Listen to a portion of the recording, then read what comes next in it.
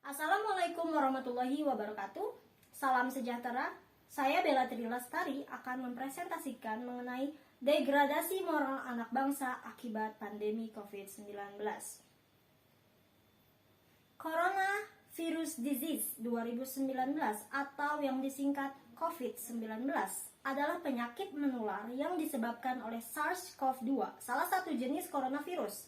Virus SARS-CoV-2 pertama kali terdeteksi di Wuhan, China pada akhir 2019 dan pada Juni 2021 telah menyebar ke seluruh dunia, menyebabkan lebih dari 178 kasus yang dikonfirmasi dan 3,9 juta kematian. Orang yang terinfeksi virus COVID-19 dapat mengalami demam, batuk kering, dan kesulitan bernafas. Bahkan dapat berkembang menjadi pneumonia berat. Di Indonesia sendiri, kasus pertama terdeteksi pada tanggal 2 Maret 2020 ketika 2 orang terkonfirmasi tertular dari seorang warga negara Jepang. Pada tanggal 9 April, pandemi sudah menyebar ke 34 provinsi dengan DKI Jakarta, Jawa Barat, dan Jawa Tengah sebagai provinsi paling terpapar virus corona di Indonesia.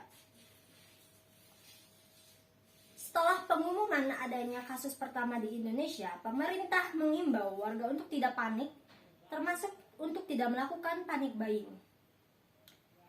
Fakta lapangan menunjukkan bahwa penularan virus corona terjadi dengan sangat cepat. Dalam 11 hari setelah pengumuman, jumlah kasus positif corona mencapai 69 orang, 4 orang diantaranya meninggal dunia, dan 5 kasus sembuh. Tanggal 15 Maret 2020, Presiden meminta Pemda membuat kebijakan belajar dari rumah untuk pelajar dan mahasiswa. Dengan berbagai pertimbangan, Presiden Jokowi menetapkan peraturan tentang pembatasan sosial berskala besar melalui peraturan pemerintah nomor 21 tahun 2020 tentang pembatasan sosial berskala besar yaitu PSBB dalam rangka percepatan penanganan COVID-19 yang dimulai sejak 1 April 2020. Kebijakan belajar di rumah untuk pelajar dan mahasiswa berlangsung kurang lebih 2,5 tahun. Januari 2022, sekolah tatap muka mulai berlaku. Hal ini didasarkan pada penerbitan surat keputusan bersama 4 menteri terbaru tentang panduan penyelenggaraan pembelajaran di masa pandemi Coronavirus Disease 2019 atau COVID-19. Melalui pengamatan seorang guru di SMPN Negeri 2 Megamendung, Ibu Sri Astuti Damayanti mengatakan, ada perbedaan perilaku anak sebelum kebijakan kegiatan belajar di rumah dan setelah berlaku kembalinya sekolah tatap muka. Anak-anak saat ini hilang sopan santunnya. Yang tadinya ke orang tua atau guru salim, sekarang acuh. Bahasa yang digunakan cenderung kasar. Panutan dan tuntutannya berubah. Tidak ada rasa tanggung jawab sebagai siswa. Tidak ada daya juang untuk mengerjakan tugas-tugas sekolah. Bahkan Pancasila dan lagu wajib nasional mereka tidak tahu.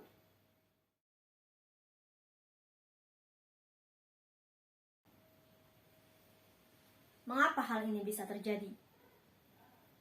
Selama masa pandemi COVID-19, kegiatan belajar di rumah dilakukan secara daring, di mana siswa dapat menggunakan ponsel selama jam sekolah. Tugas-tugas sekolah dipermudah dengan sistem copy-paste dari internet. Pengerjaan tugas lebih cepat, sisa waktunya digunakan bermain game online, nonton video YouTube, dan kurangnya pengawasan orang tua. Selama masa kegiatan belajar di rumah, anak-anak kurang berinteraksi sosial terutama dengan orang orang yang lebih tua, sehingga anak-anak tidak mengetahui bagaimana cara bersikap kepada orang tua yang menyebabkan hilangnya sopan santun. Gaya berbicara anak-anak juga dipengaruhi oleh tontonan dan pergaulan dalam game online yang cenderung kasar. Untuk memperbaiki degradasi moral anak bangsa ini, perlu usaha yang cukup ekstra dari berbagai sektor, baik dari lingkungan keluarga, lingkungan sekolah, dan lingkungan pergaulan.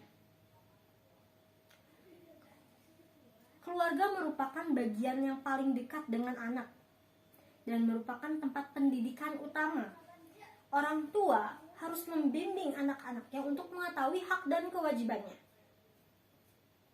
serta mematuhi norma-norma yang berlaku.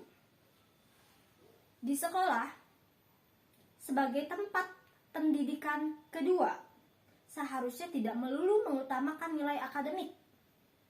Menuntut anak untuk pintar dalam setiap mata pelajaran, tetapi membimbing dan mengarahkan anak agar mampu mengembangkan potensinya baik berkenaan dengan aspek moral, spiritual, intelektual, emosional, maupun sosial.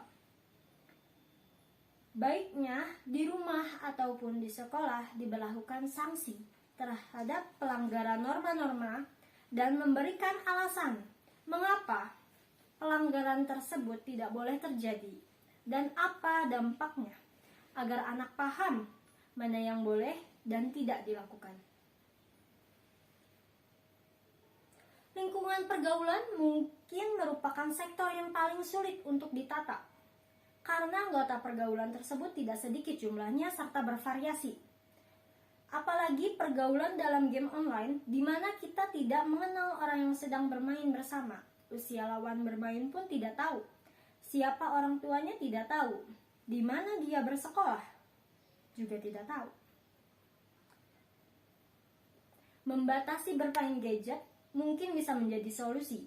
Penggunaan gadget hanya pada waktu-waktu tertentu, tidak di jam sekolah, juga sudah menyelesaikan tugas-tugas sekolah dan tidak di waktu seharusnya tidur. Sekian presentasi saya mengenai degradasi moral anak bangsa akibat pandemi COVID-19. Terima kasih. Wassalamualaikum warahmatullahi wabarakatuh.